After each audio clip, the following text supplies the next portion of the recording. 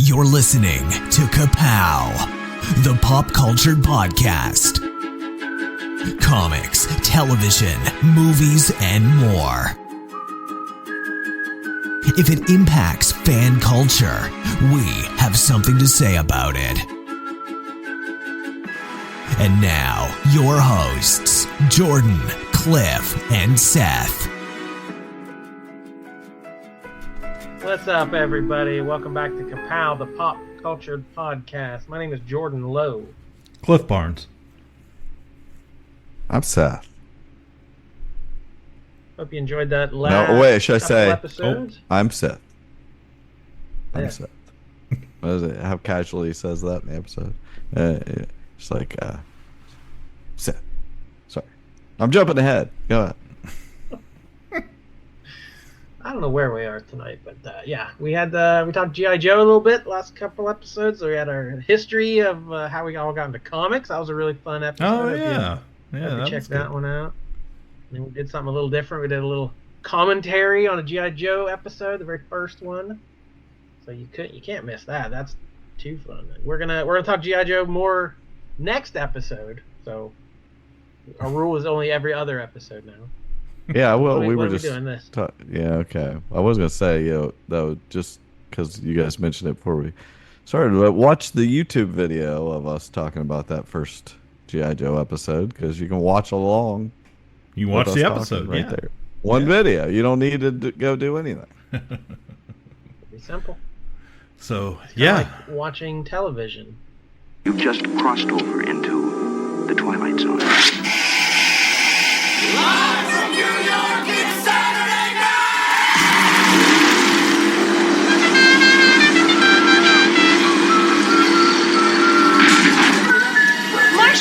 Marsha! Fucking right, yo.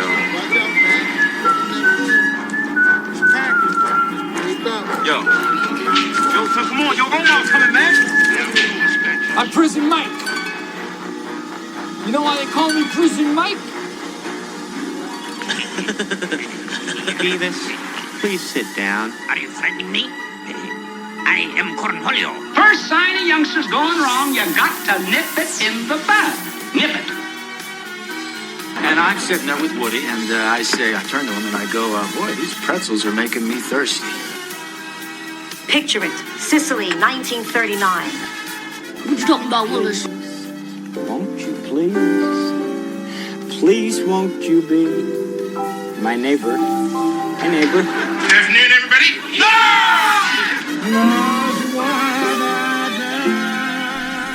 Speaking of television, we're going to speak of television.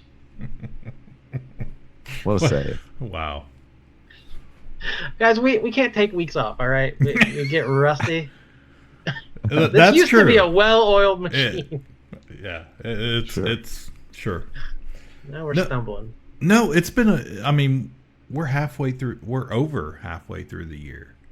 And I feel like 2024, we have done very little, like, of what we would consider a regular episode. Everything has been kind of like a list or a bracket or something special. As you get older, it takes a little more to get you hyped up. You gotta have something special going on. Right. It's gotta be an anniversary. I don't feel like there's not as much great TV. We were in a golden age of television there for a while. I feel like maybe we're in the back end of that. I totally quite agree. as much I'm hyped for it. There used to be every night of the week. Oh, it's Tuesday. That means this show's coming on. Like, there's very little of that for me anymore. I don't know. I don't have every streaming channel. There's more to discover out there, but I just feel like I'm not watching as much as I have been. Yeah, there's more content than ever, but we were just having this conversation like a day ago, and I don't remember if it was Alicia or Carly. One of them said, like, hey, have you noticed, like, we're not really watching TV, like, in the past, like you said, like, oh, tonight's Modern Family, we got to watch the new episode, or, The Simpsons, there's no can't miss TV, so to speak, in a way, and I think maybe it's just because we're so spoiled with so many shows out there and that we have access to at this point, but yeah, we've really gotten away from that at my house. I don't know. I feel like I watch a lot of stuff. You never sleep. Even stuff I don't want to watch. But gotta do what you gotta do. I'm sure you watch Star Wars content. So what about the Acolyte? Yeah. Watch out!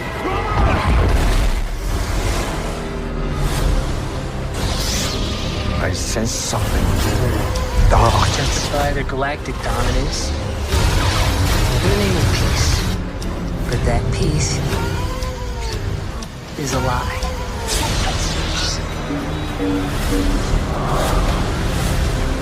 Jedi are being hunted. You carry a Jedi weapon. But you are no Jedi. This isn't about good or bad. This is about power and who is allowed to use it. What is that?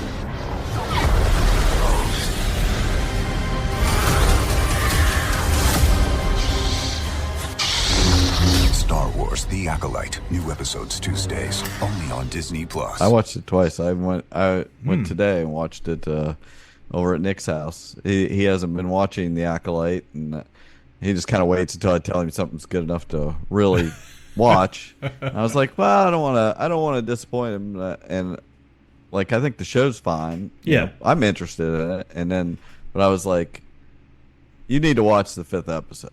Like, and he's like, okay. We watched it. He agreed. It was good. Yeah. It was a great Star Wars episode. Yeah. So Cliff, I know you're original trilogy guy. That's your focus. What do you have experience with this High Republic? It's fairly recent. This is set like 100 years before yes the Skywalker stuff. So this is kind of not ancient history, but pre the characters we know from the original. Right. The first three or the first two trilogies. No, I'm not real. I've never really went and read any of the High Republic stuff. I'm not real up on it. I can tell you, I've seen it. I've seen some artwork and stuff, and I can tell you, the show, the costuming looks like those books or those comics. Like, it's a cool look. Especially the Jedi that, they kind of have the gold accents more. It's a little less brown, which is a nice little change up. Definitely a different era of storyline and, how they were functioning in that world, in the galaxy, I guess. But being at least there was no Sith. We didn't know. Right. There apparently there was no Sith that anybody knew of back then.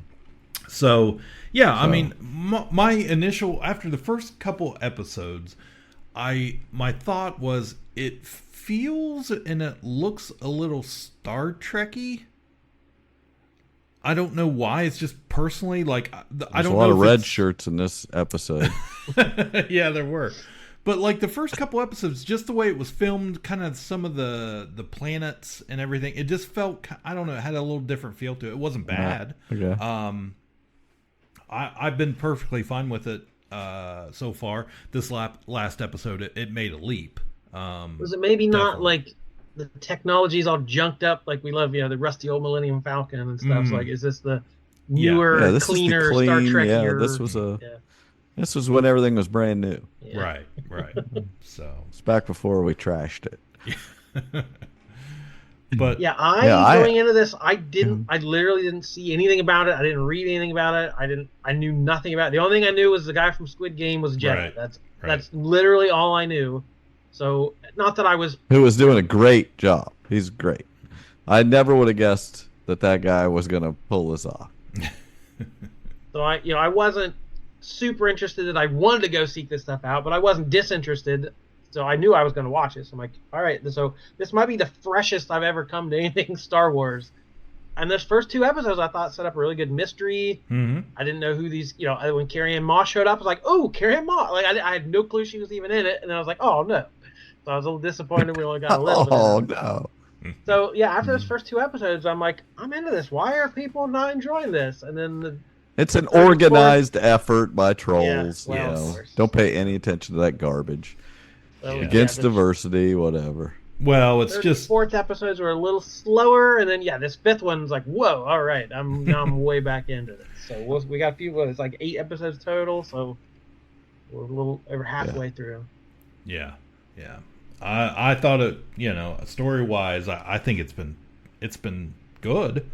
It's had a couple nice little twists in there that I wasn't expecting, and certainly the big reveal. I was just like, oh, cool, who's this weird looking helmet dude and with shiny teeth? Mortals. That's I knew from the time I saw that guy show up in the show that I knew right away that was the guy. I was like, it's Mortals. I was like, he's a bigger deal than, I mean, he was not going to just be that dummy.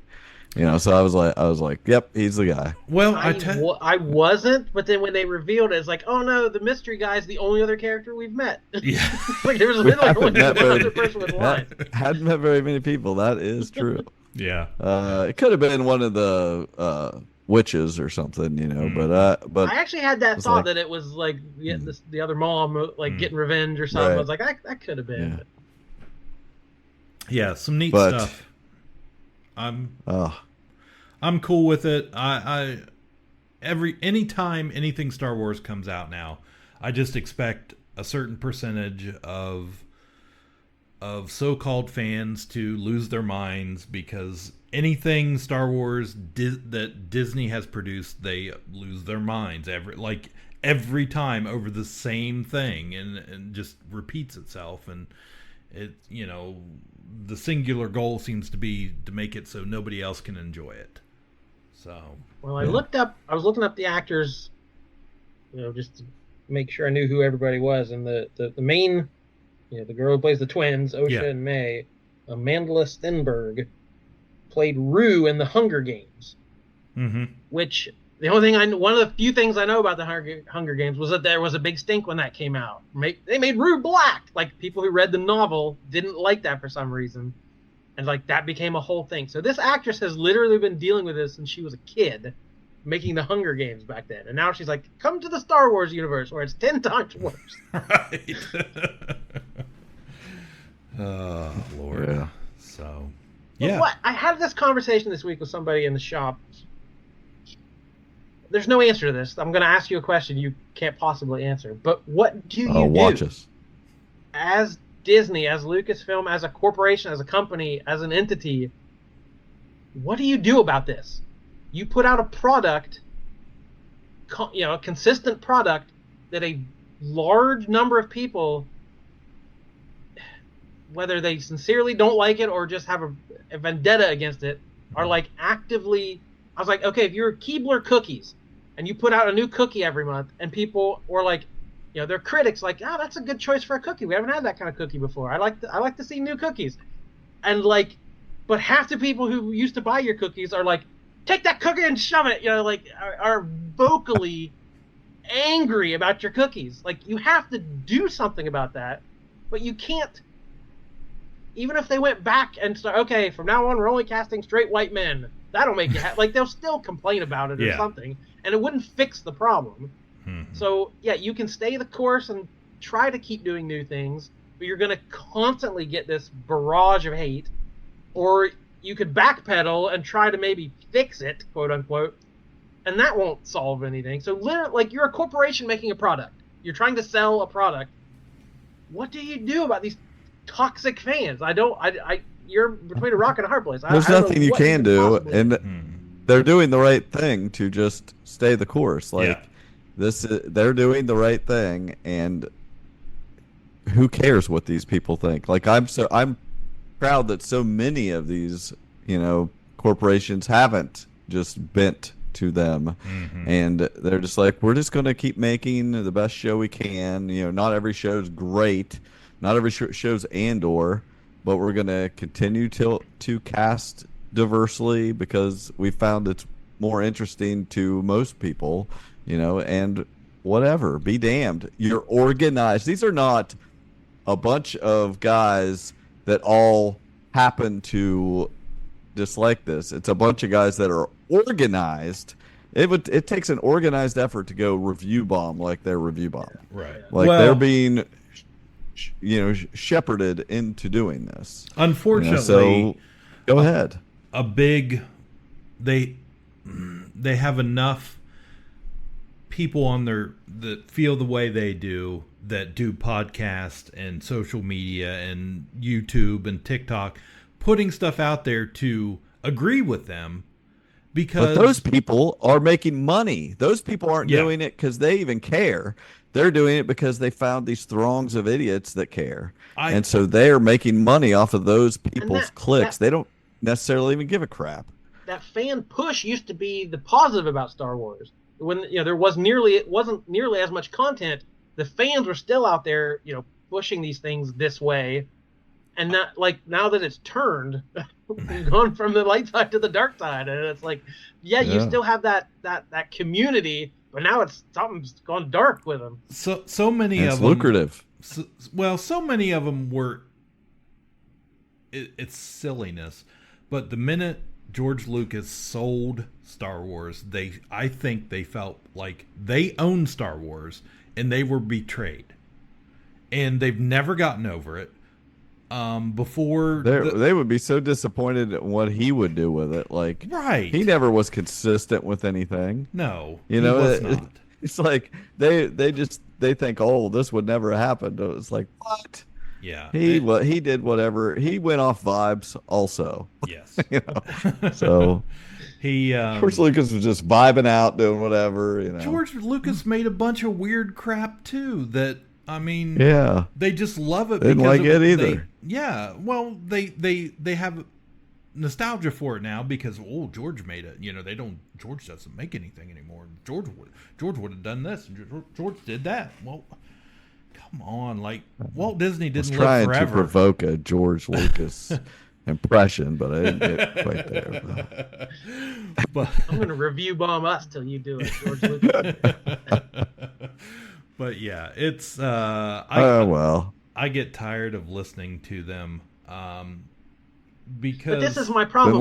I'm a little bit lukewarm on this show. Yeah. And you feel like you have to preface that. It's like, well, it's not because you want to defend it. It's like you don't have to love every show. You don't have to hate every show. But it makes reviewing it or talking about it hard when when the default position is hate it until they prove it's cool. Yeah. Yeah, I feel. Well, let's talk about it. Okay. Let's talk about it, and whatever you don't like, feel free to say. But I don't. Let's just go right to this episode. Like number 5, you say? First off, that fourth, the fourth and fifth episode should have just been one episode. It's like they did all this build up, and then that would have been a great second half to one big episode.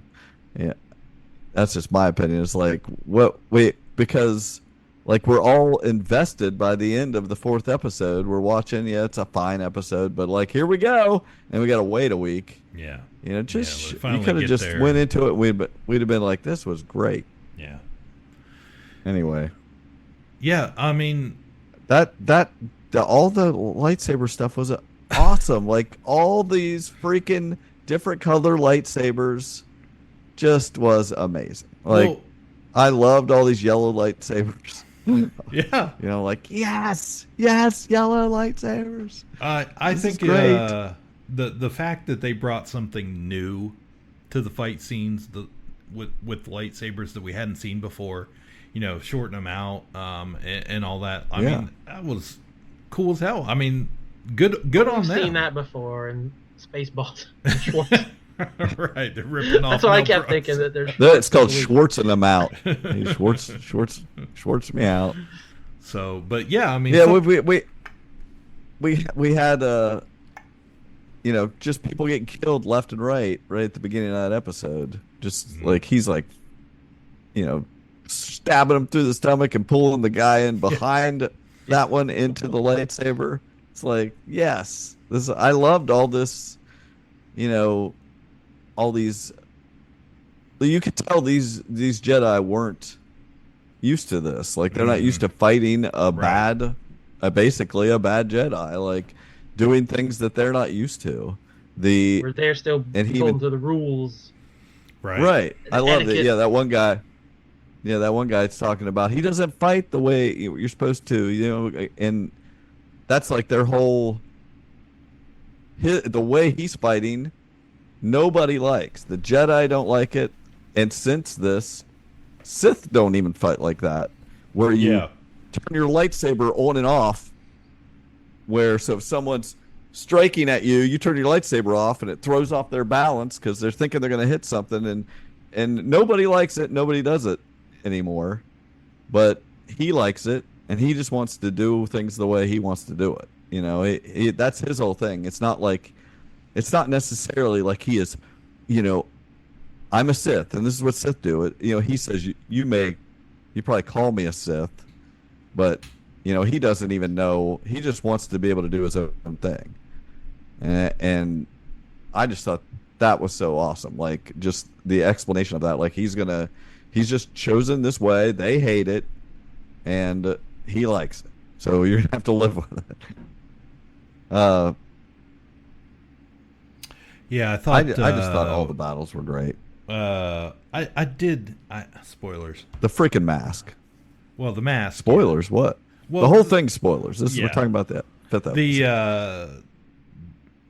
I don't know what the character's name is, but the younger girl. Portals. The younger girl. No, sorry. Does anybody get that joke? Does anybody know what I'm talking about? Portals? Did you guys watch The Good Place? No, Good Place, I've never seen it, but I know that. But Jackie Long? Yes. Oh, yeah. Daphne Keane. Whatever. Yeah, I could have... I would have liked to seen a little bit more from, like, she was exciting and she was cool. Yeah, she was cool, and when she pulled out the having the two sabers out and like that kind of little look, because she had the Wookiees, the Kashyyyki's lightsaber. That was so awesome. Yeah, I was like, oh, here we go. This is a character I can get behind, and then nope. So much for another dude, Yord. Mm. That scene of him shirtless was the most. There was no reason for that whatsoever, except that this dude is jacked, and the whole show he's wearing a robe. It's like, how do we show how jacked this dude is? Oh, he's ironing his robe. Let's peek in and see what he's doing. But that's a good excuse. That's a good enough excuse. Like they have to show how the mentality of these High Republic Jedi. They're just like walking around with their crisp robes and everything. I'm like, whatever excuse you got to have, that guy put in a lot of work. Oh, that was good. I loved when I just have like random notes, but I love when they're like Osha and him are walking through the jungle, and he's got his yellow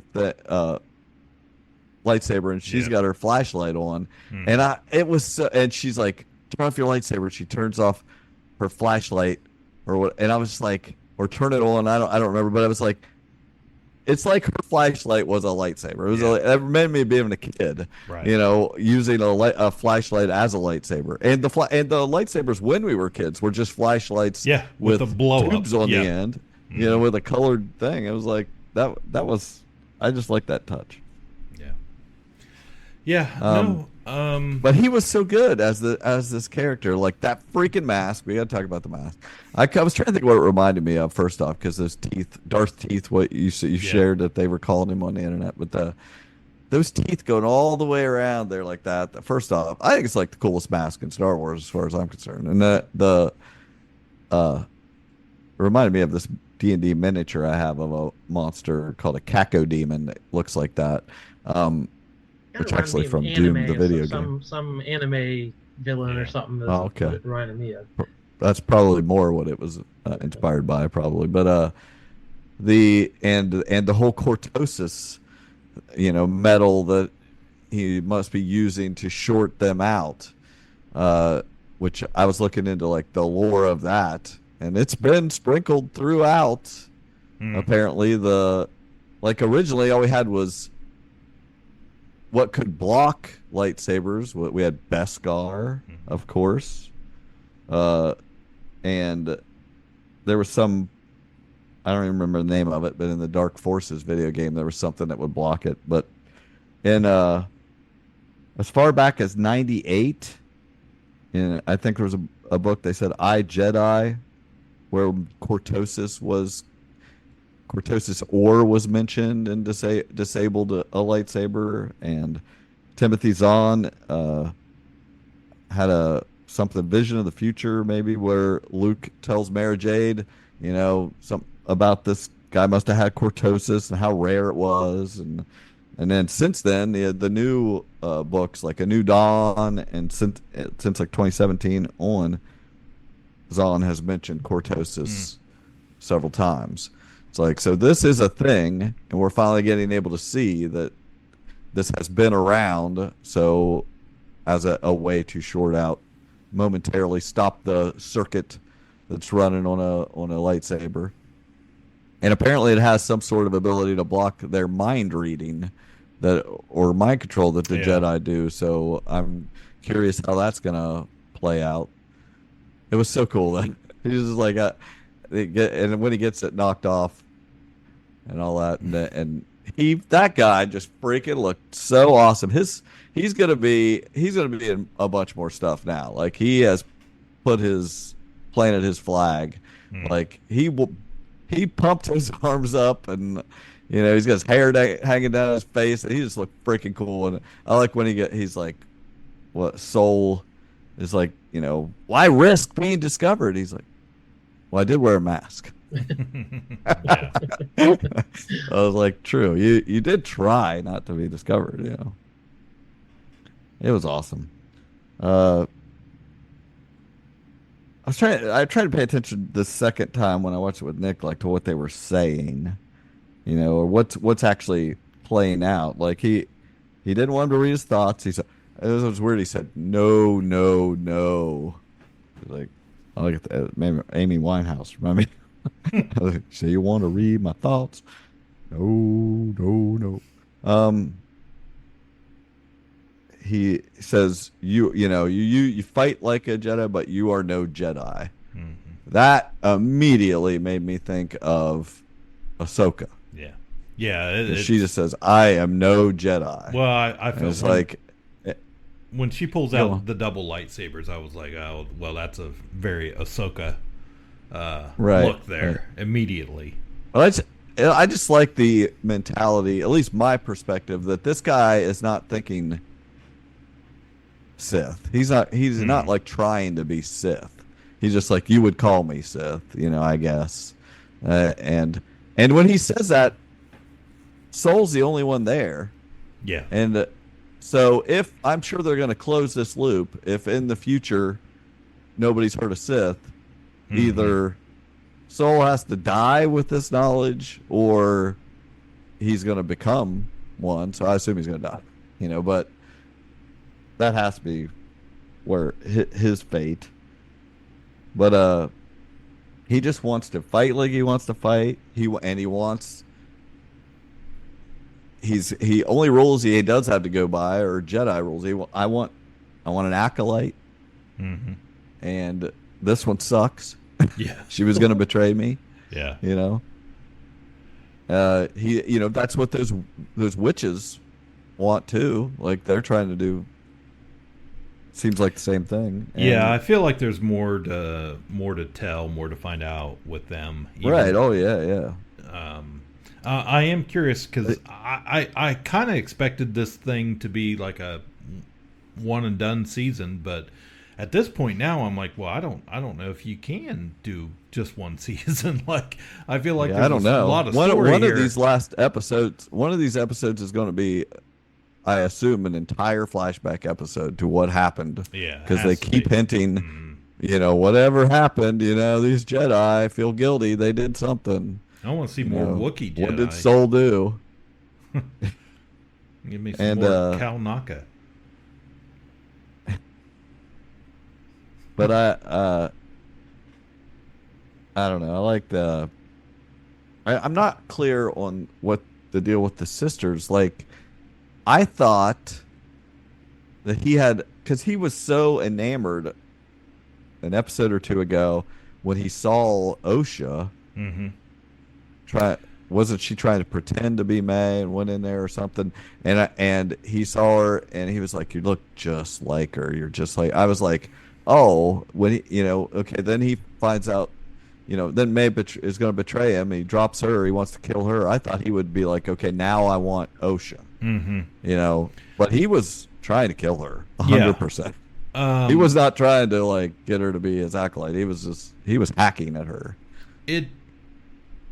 At one point there, it felt very Rey and Kylo. They literally play the Kylo Ren theme at the end when he goes up to Osha at the end and heals her. Mm-hmm.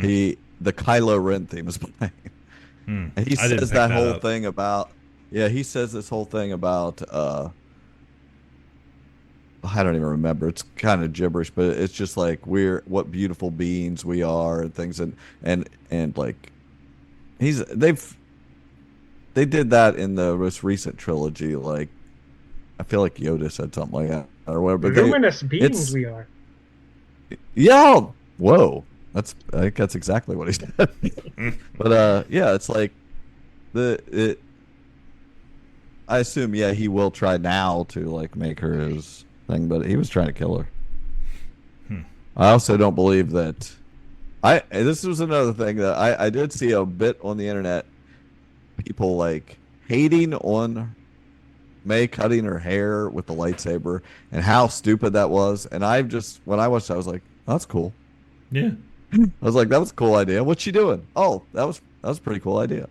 Yeah. And no, everybody hates that because everybody hates everything. I was like, whatever. Get over yourselves. That was cool. Yeah, the quote. But there's luminous no way. beings. Luminous beings are we, not this crude matter. There we go. Nice. And what's that from? What movie? Empire.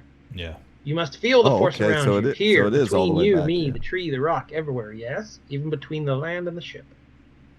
Well, yeah, this guy's basically has the same sentiment right here. But I like the there's no way that Soul doesn't know that this is May. Because first off, it's stupid. He goes, "Where is she?" And she says, "Who?" And he doesn't say May. He says, "Your sister." He's like he knows that's her, but he's not like he hates either one. He's like, well, I'll take whoever. It's like, I'll figure you out later. I don't know what you're trying to do here, but I don't know. I thought that episode got me way more excited about it, and I've been trying to. Again, it hasn't been super exciting the first few episodes, but I've been trying to pay attention to what they're saying because that usually gets me more excited about what they're trying to hint at and where we're going with this. I like the idea of this guy not being just, I'm the first Sith or whatever. It's like he's just, I'm the first something. I'm the first person that's defying you and just wants to, the Jedi make all the rules and I can't, I am not accepted, or I don't remember how he says it, but it's like, I'm not allowed, so that's why this whole thing is going this direction. I don't necessarily want a story about how the Jedi suck.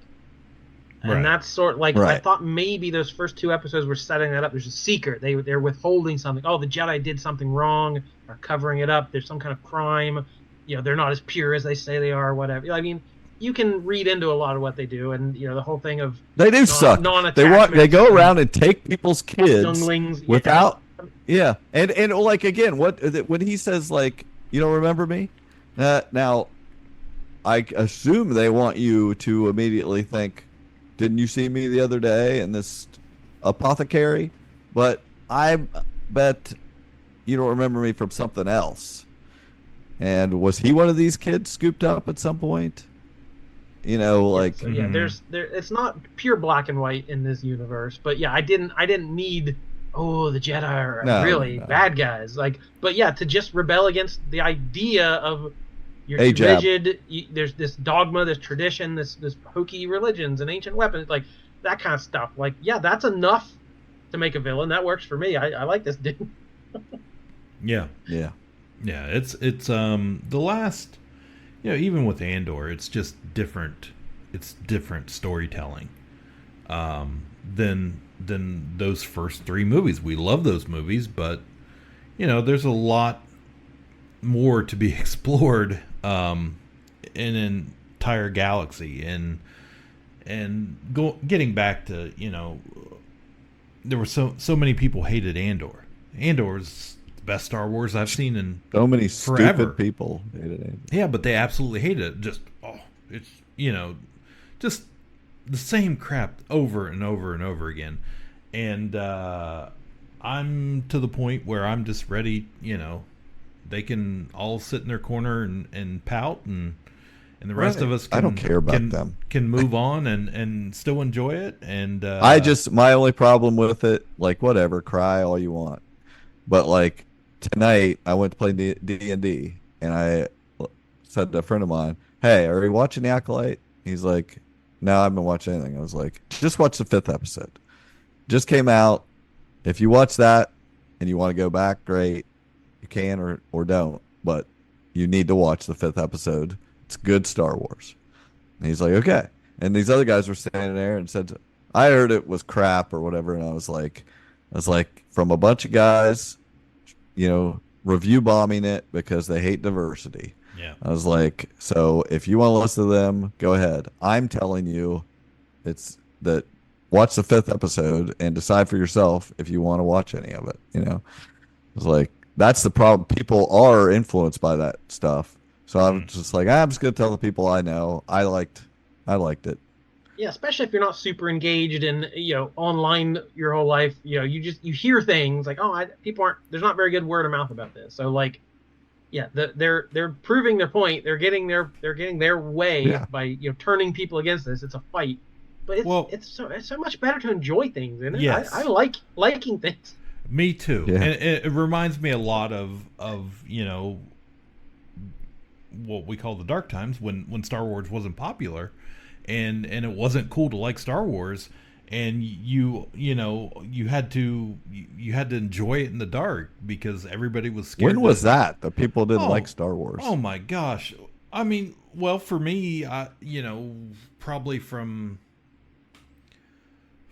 the late 80s into when the movies I was came back. alive. I don't remember anybody not liking Star Wars. Well, everybody loved Star Wars and wished there was more. I distinctly remember, being a little younger. I remember there not being Star Wars. No. I'm talking about when there wasn't any. It just, it became a point. It was like comic books where it wasn't cool. It was, that's a nerdy thing for a long time because it wasn't in the pop culture because it kind of was. It had went away, and so therefore it wasn't cool to like that stuff anymore.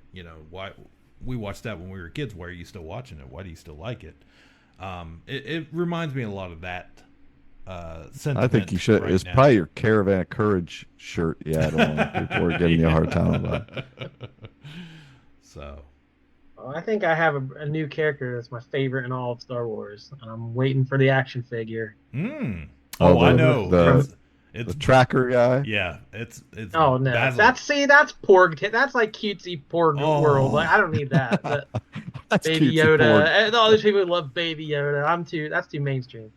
My favorite character is the noodle droid from that first episode where they went and the droid is making the noodles. Like, what if I had one of those in my kitchen, man? Fake noodles every day. All the time.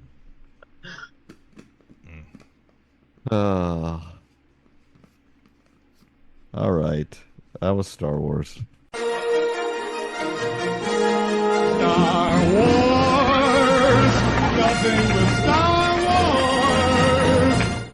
So, have either of you been watching House of the Dragon? No. I watched the first episode.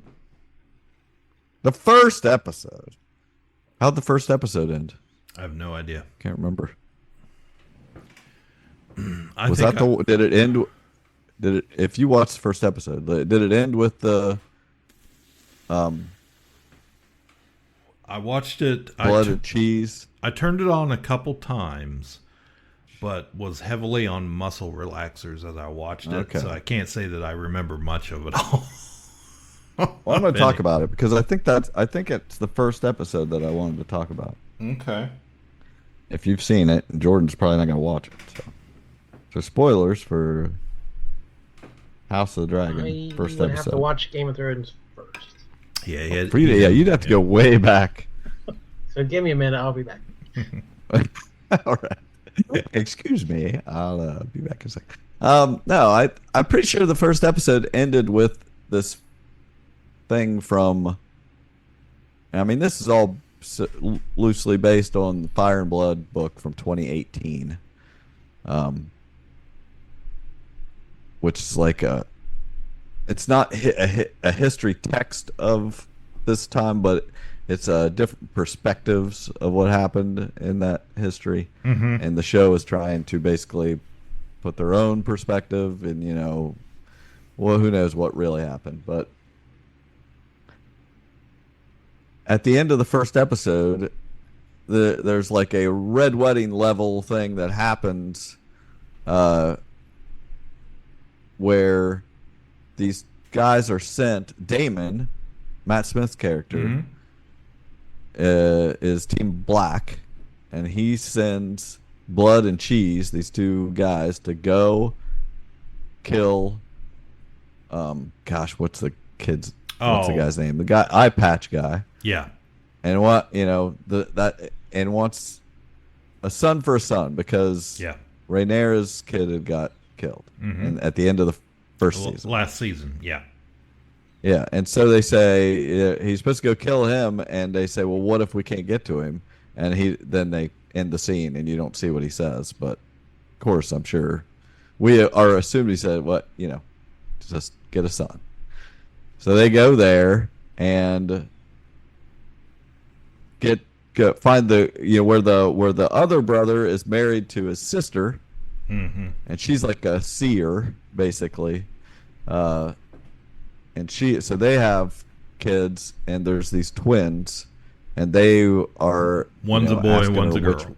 One's a boy, is a girl. They aren't going to check. They just want her to tell them which so one. Dumb. But it's they do it different than the book. And before I tell you what they do in the book, I want to tell you that I had the idea first. Because this book didn't come out till 2018. But in 2015, in our Dragon Age campaign, I'm taking credit for this because it's a great idea. People give George R.R. Martin a lot of credit for this, and I'm like, I get nothing. Is this a Michael in the Incredibles situation? Oh no, I'm not bitter. I just wanted to tell my story. Okay, but these guys, they're going through this castle to go get this bad guy. And he has hired some guy to make this contraption. They don't know. But when they get, basically, to fast forward, they get up there, and one of the players, out hanging over this chasm is his sister and his girl he's going to marry, basically. So they're each hanging out over there, and there's some sort of contraption there, and he knows he could save one of them depending on what lever he pulls. And he has to choose right in front of them as they're hanging over the chasm, and he chooses to save his girlfriend, like that Jake, Eric's kid that was playing. He chose to save his girlfriend because he did not get along with his sister, the NPC in the game. And when he pulls the lever, he realizes, he sees the contraption doesn't work the way he thought. It's the opposite. And so he pulls that, and his sister comes swinging down and lands right in front of him, and his girlfriend falls into the abyss and dies. And his girlfriend knows that he chose for her to die. I mean, his sister knows that he chose for her to die, and she takes off. And looks at him angrily and takes off. And they were just blown away by that. And stuff. And in this book, 2018, he goes and asks the girl which child she wants to die, and if she doesn't, he's going to kill all of them, basically. So she has to choose one. and she chooses one, and he grabs that kid, and says, "Did you hear that? Your mother wants you to die," and then they kill the other one. And I was like, "That's my idea." And then they didn't even do it in the show. They didn't. They pulled their punch in the show, like it was just too dark. I was like, too dark for Game of Thrones? That's impossible. You stabbed a pregnant woman in the belly like 10 times. Yeah. Didn't the Joker do that to Maggie Gyllenhaal? Yeah. Yeah, probably. Anyway, similar. It was.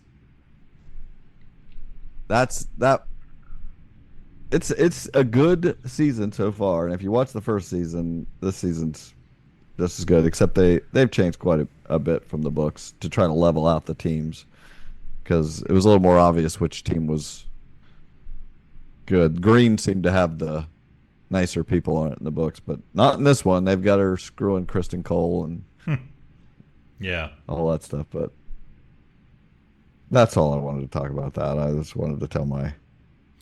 Yeah, happened here. I didn't on this Velvet. I didn't have very high hopes for that series when it came out last year, and it's I like Matt Smith, typically in anything he's in. So yeah, he's good. His character is like this is a perfect example. He's trying to always please whoever he would prefer to be in charge. Yeah. But it isn't going to happen. So whoever is in charge of the side he likes, he's going to do his weaselly things to try to help. And they're always not super helpful. Right. Yeah. He's like, "What? You didn't like that?" I thought this was a great idea. Yeah. It's like, I don't know. It's pretty good. It's Game of Thrones. Whatever. I'll watch it. Are you guys watching anything? We mentioned The Boys, season 4. We're currently in, so I think they said it's going to end at 5. 5 will be the last. Okay. One. Right, which was the big, that's the death knell for season 4, because all season 4 is repetitive stuff to set up season 5. Yeah. It's like once you name what that the next season's going to be the end, and they know what they're going to do in the end.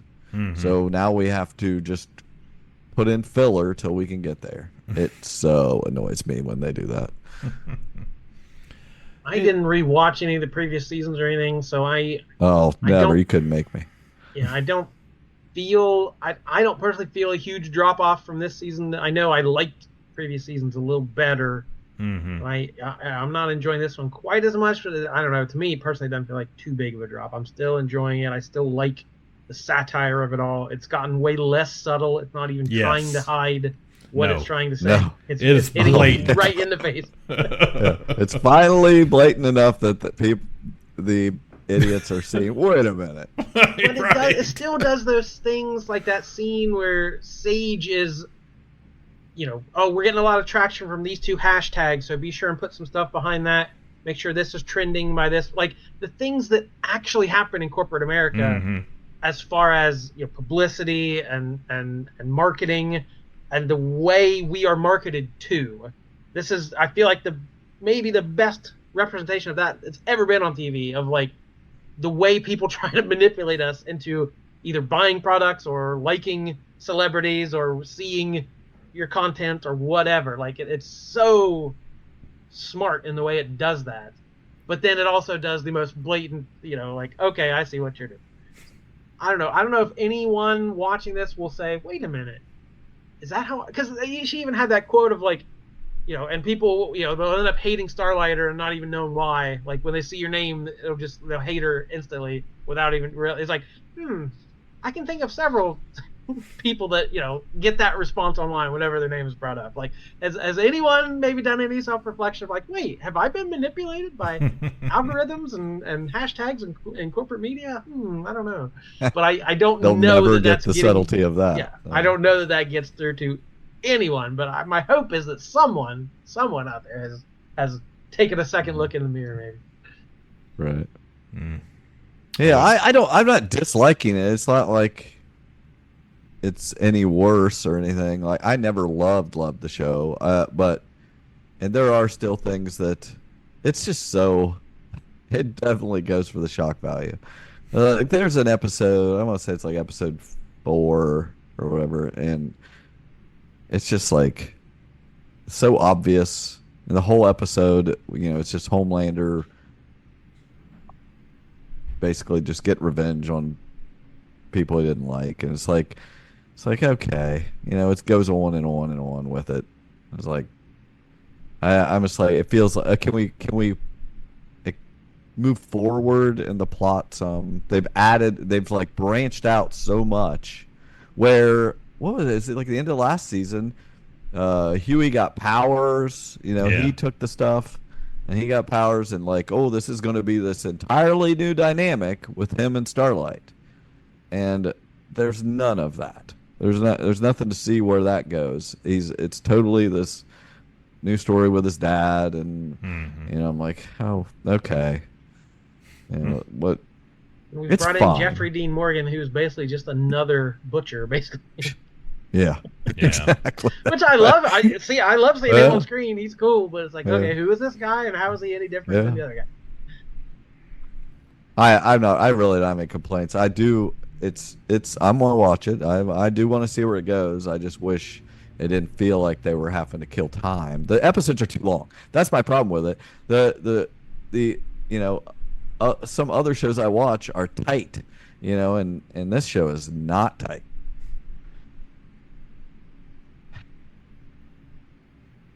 Yeah, that's all I gotta say about it. It's fine.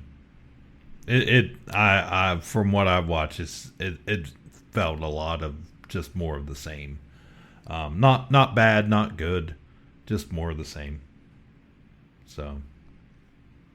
And we're not quite, when this show premiered, we were right in the midst of the MCU and getting 3 movies a year and like a superhero overload, and this was kind of deflating that a little bit with like, yeah, superheroes, these, they're corporate shills and all this stuff. So there's a little more bite to it a few years ago. We're kind of moving past that golden age, but I don't know. We're in another age, I guess.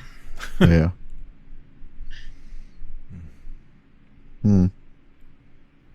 I mean, other things I watch on. I remember saying before the season started, way back. It was probably right after the Super Bowl. I assume that the show started. What?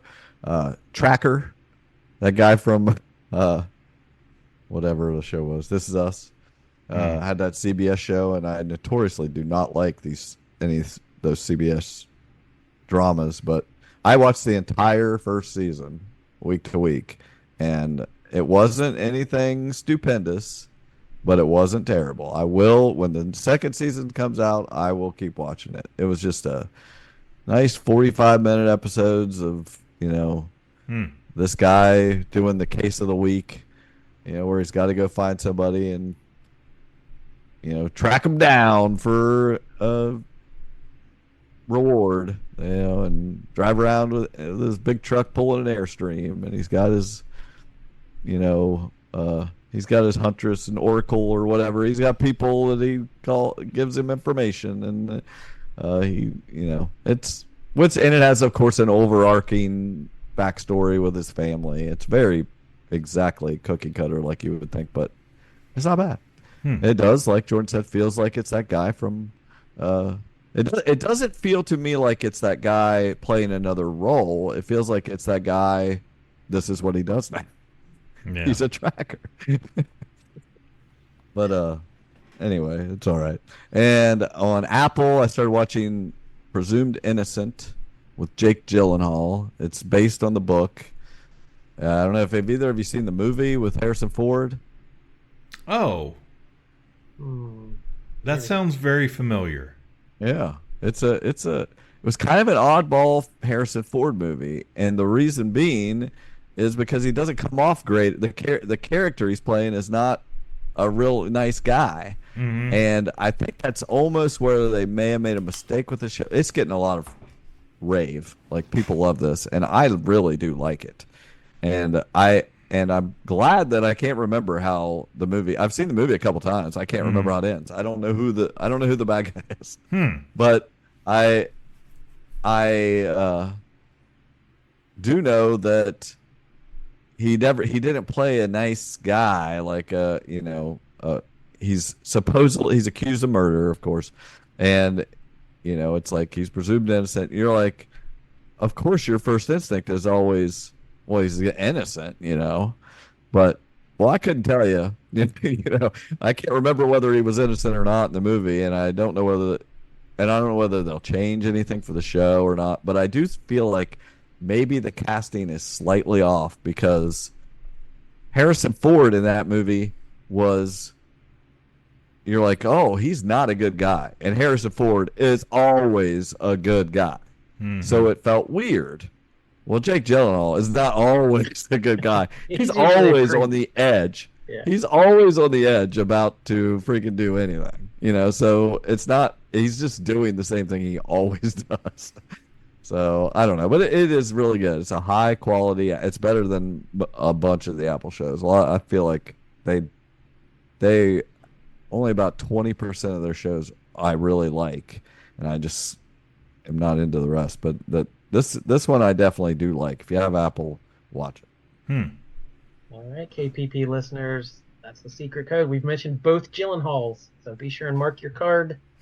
Mail it into KPP headquarters. Right. Yeah. Receive your what's our Gyllen prize? Gyllen prize.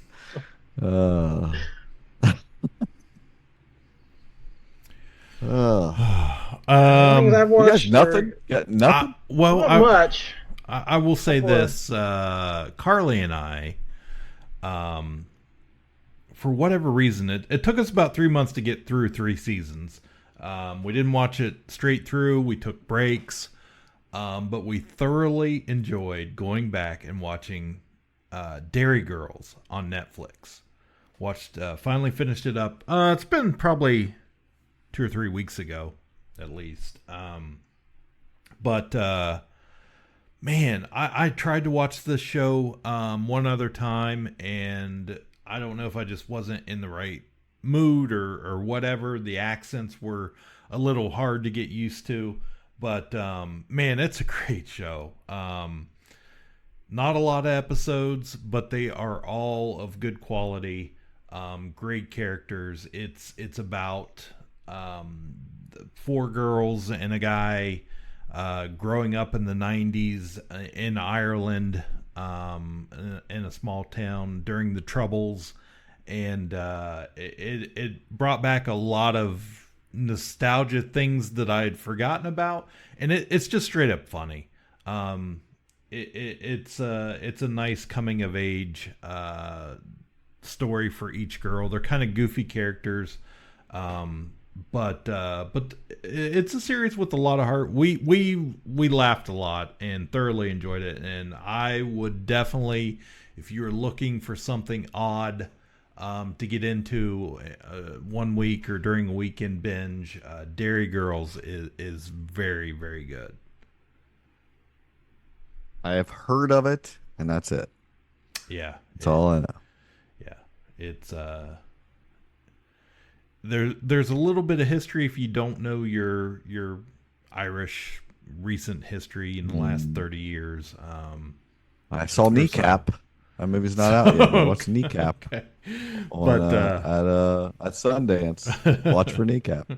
Pretty good. So, yeah, it's very good. They go to an Irish Catholic girls' school, and one of the characters has a cousin. He is from England that comes to stay with her, and he ends up going to the all-girls school. And it's a lot of fun.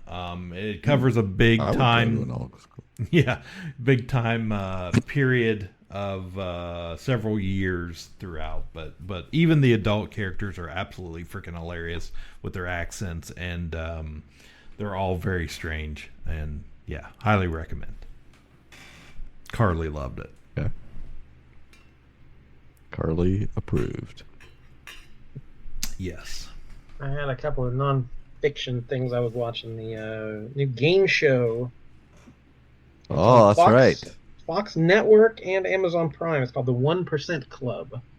Hosted by Patton Oswalt, which is pretty much what got me to watch it, because I'll watch pretty much anything he does.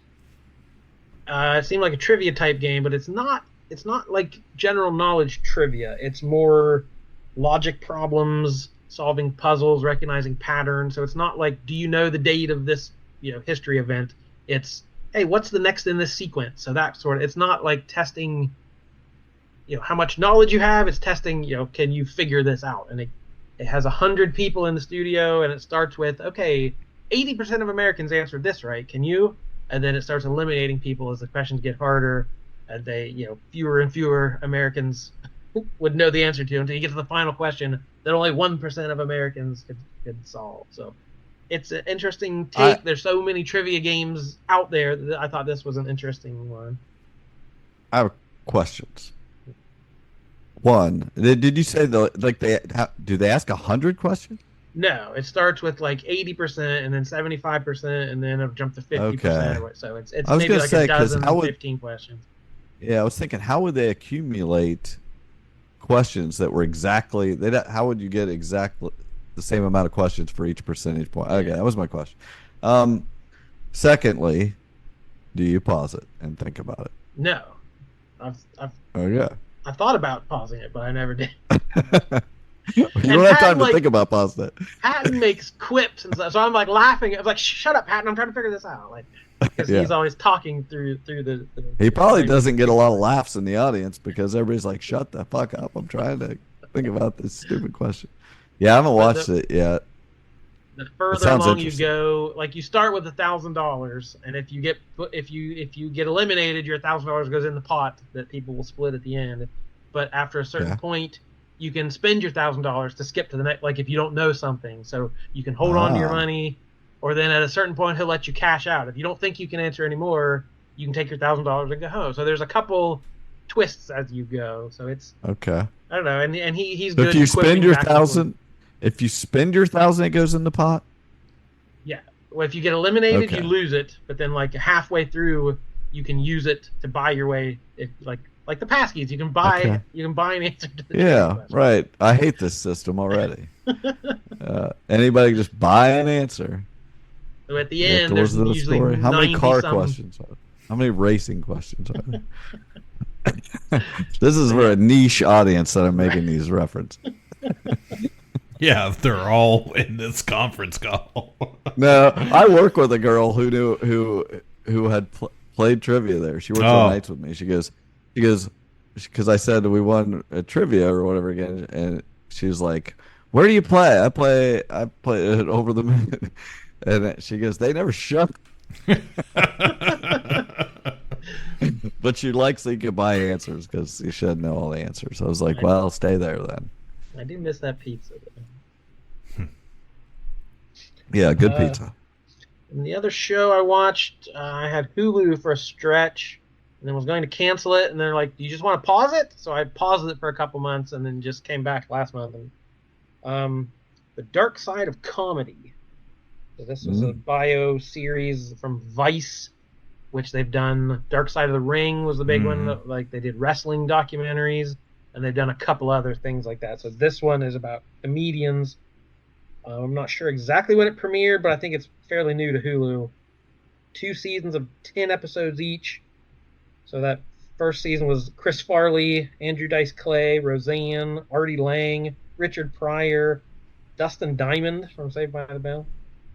Season 2 has Robin Williams, Sam Kinison, Joan Rivers, Phil Hartman. So there's that idea of like, the cursed comedian. Sad stories.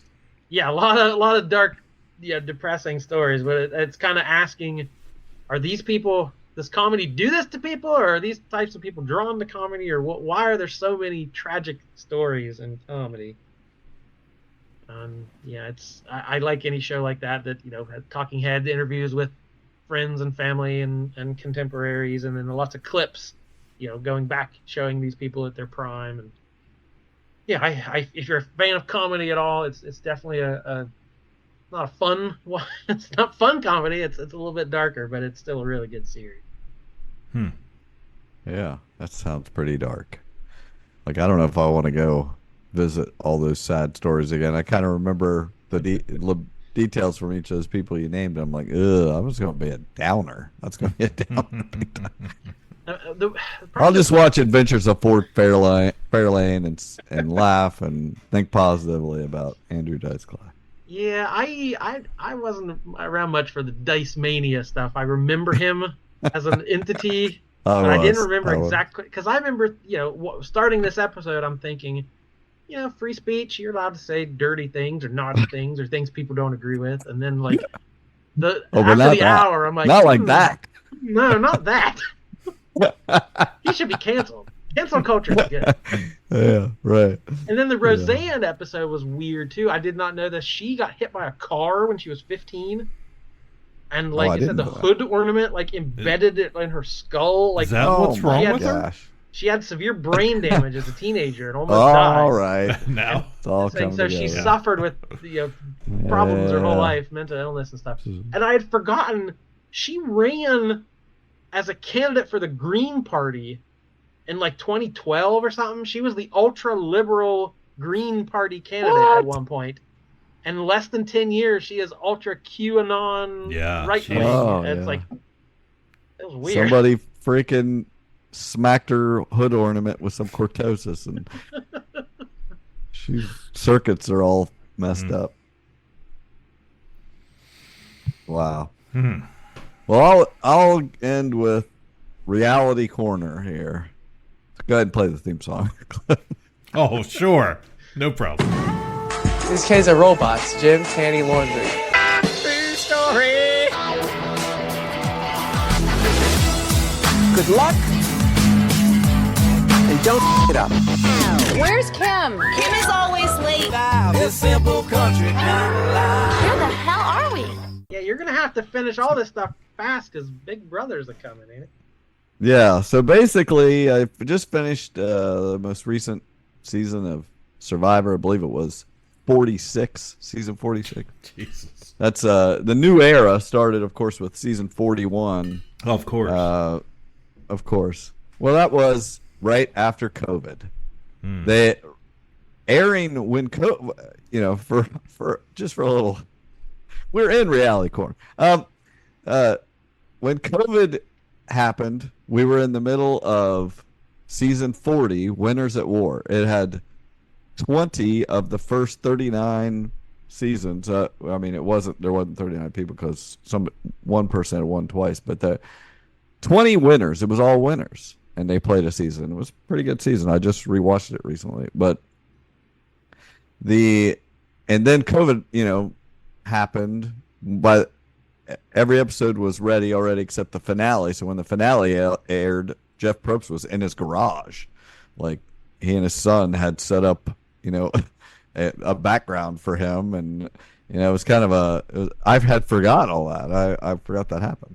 But then, so when they came back for 41 and they had received a lot of criticism in the time, this is George Floyd era and stuff, they came back with much more diverse casts for since 41.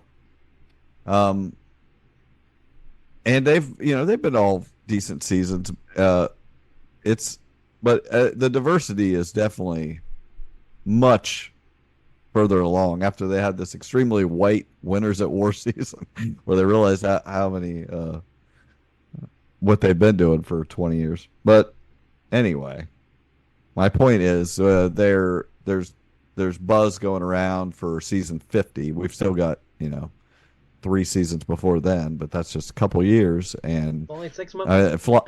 It flies by. They do 2 a year, and but they have to start thinking about who's going to be on it, and there's a lot of buzz going around. What kind of season it's going to be? Whether it's they did winners, maybe they'll do legends, and will they try to how far are they going to go back and things like that. So that's kind of exciting if you're in that zeitgeist. It's interesting to get in some of the conversation. Jeff Probst play with Julie Chen and all. Yeah, make the hosts. That would be amazing.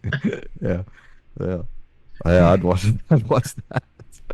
Yeah, make them play reality shows. Yeah. You are an idiot sandwich. That's what happened when she went on a reality show. Also, while I was on vacation a couple weeks ago, instead of watching the one episode of Riverdale you guys wanted to watch, I watched 24 hour-and-a-half long episodes of Australian Survivor Season 9, Titans and Rebels. I have my VPN, of course, that I'm paid through next year, so I currently, as far as my computer knows, I'm in Australia. I'm living in Sydney, and I watched that. Reason being, I'd watched the other Australian Survivor seasons because they're pretty good, and they dip into American contestants as well. They'll pull some popular American Survivor players and put them in there, and their seasons are fun. And this season was fine. It wasn't one of my favorites, but the reason I watched it is because I wanted to stay current on who the new players are, because they're going to do like a big season coming up, I guess, that is probably like American players against Australian players or something. But anyway, if you're a Survivor fan, that's going to be a big deal at some point. And I just watched it too, so I could enjoy that season more.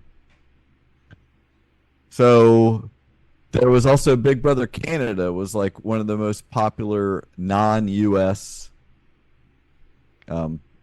Big Brother. I mean, they do them in all these countries, but Big Brother Canada was a real stood out until this past season or two. They quit doing live feeds, and you can't do that show without live feeds because, I mean, Jordan, you watched the season with Taylor Hale a couple seasons ago. If they wouldn't have showed live feeds, just imagine how she would have been portrayed, without knowing what she was going through behind the scenes, like that, how poorly she was treated.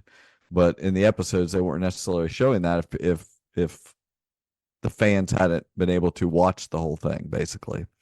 So when Canada ended that, they screwed themselves, and they announced this week that that show's over. They're not going to make any more because their ratings went in the trash, because without live feeds, that show is nothing. And hopefully the US doesn't do the same, or they'll end up in the trash also. And I really like Big Brother, so it's my summer fun. It starts here in like 3 weeks or so. I can't wait. I know nothing about this next season. I assume it's an all-new cast, but who knows? Last season had 3. And the only other reality, the end of Reality Corner, is I just finished Jet Lag Season 10. I'm sure I've mentioned it before. If you've ever watched Amazing Race, this is a much better Amazing Race. I don't even watch Amazing Race anymore. It's not interesting to me, but these guys, it's part of that Nebula network. If you have heard of that, it's a bunch of independent creators doing videos about anything on the spectrum, tons of subjects. But they all banded together to make this network, and they do a lot of the creators put their stuff out on YouTube, but you get like perks by subscribing to Nebula. I do not subscribe to Nebula, I won't say, but I want people to know it's out there as an option. Maybe get early episodes and lots of content you can't get otherwise. But Jet Lag is great. It's just a few guys that have created these games like Connect 4 or different, just all kinds of. They make traveling look so fun and easy. Like I'm nervous about travel. Like when I have to go somewhere, like I was considering going to New York Comic Con, and I'm just like, oh, in what way am I getting there? When I get there, how am I going to get from place to place?